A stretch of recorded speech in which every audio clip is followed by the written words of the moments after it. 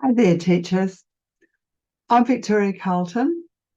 I'm an educator in Perth, Western Australia, and I work primarily with children who are experiencing learning difficulties, who maybe learn a little bit differently.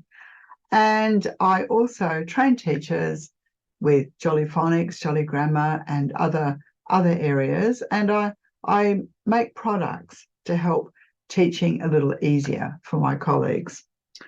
So I want to just take a few minutes to chat to you about reports because we are in term 4. It's the beginning of term 4, still in the first few weeks. And of course, all teachers are concerned with how we're going to evaluate these kids. What are we going to say about them, knowing that the children and the parents hang off every single word that we say. So it's a little bit of an emotionally fraught time, this particular term.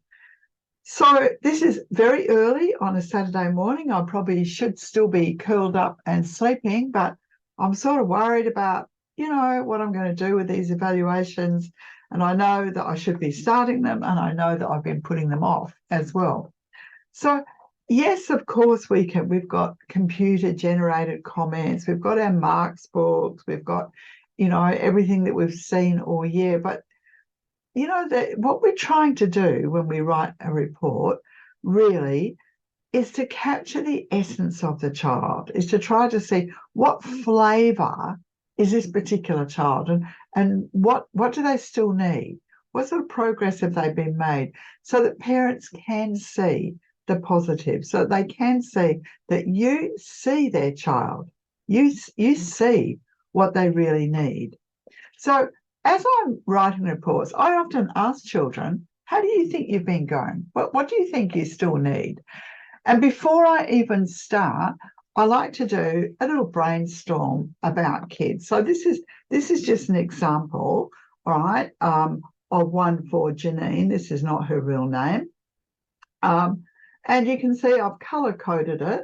So I've got the red parts to do with literacy, the green parts to do with maths, and then I'm starting to look at what recommendations I'm going to have. And then, of course, I can start to put it together in a more formal way to be able to give to the parents as well. So the sorts of things that I've noticed about her that I think are really, really important are that her reading is excellent. She's 18 months ahead. She loves historical narratives, absolutely loves them. But in her writing, she's still experiencing a lot of problems with her plurals and tenses, and they need revision. And Janine is still learning English too. So she's still struggling with some aspects of our rather difficult language. She has more problems in mathematics. So she's been avoiding learning the times tables. Janine just doesn't really like things that she considers to be boring. So I'm recommending that she does timestables.com on an almost daily basis before she goes into year 7 next year. And we need to do a lot more work this term on equivalence of fractions and decimals as well. But the interesting part is she's really, really good at geometry.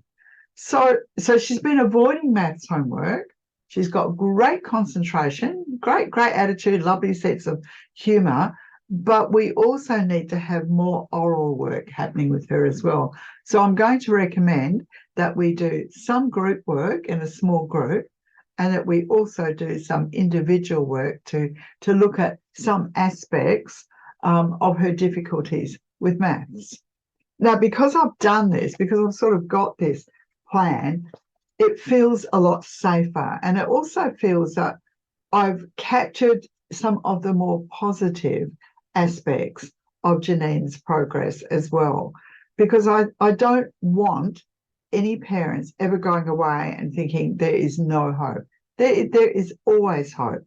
We just have to dig and delve and look for those really positive things that kids do and that we can see. And then we have to look at what are some really practical ways, recommendations that we can give to parents so they can help their children, just to try and lessen the tension and to make this into a more positive experience for all of us. So good luck with reports this term. I'm sure that you have already started, and of course I need to get started on the ones that I'm doing as well. All right. So I look forward to seeing you again next time. All right. Take care. Have a really good teaching week. Bye. For more of Victoria Carlton's tips, go to YouTube and search Victoria Carlton Programs. Victoria's products are available on Teachers Pay Teachers. They cover literacy, emotional intelligence, and Sunday school lessons. Victoria's website address, blog, and email address are on the screen in front of you.